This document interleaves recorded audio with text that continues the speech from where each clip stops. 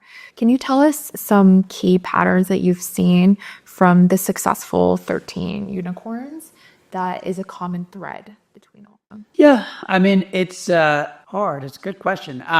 It's always hard. I think, like, that's why I say the subconscious, right? Because sometimes it's hard to put your finger on it. You know, there's like a famous example in Malcolm Gladwell, Blink, where two people that can tell if a painting is fraud or not, two show up, and the one guy shows up and says, "This is definitely a fake painting, and here's why."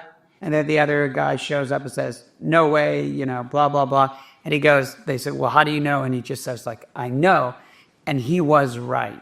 And he said, "It's just my gut." But gut or intuition is actually pattern recognition in the subconscious, right? And so I don't think there's one size fits all for the patterns.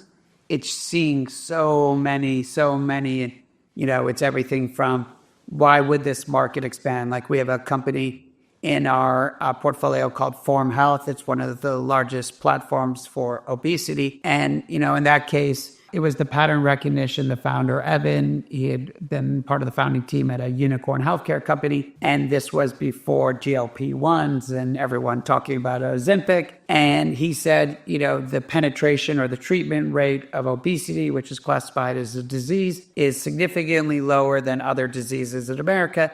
And I believe if you do the math, about a $500 billion industry can develop from an expanding market. You know, it's in that moment, the pattern recognition to go, oh, similar to taxi cabs and Uber and Lyft, is this an expanding market and why? And so I think there's different pattern recognition everywhere, but it's pulling on that subconscious, pulling on that gut and that instinct, and just not totally knowing how you've seen it before, but knowing, if that makes sense.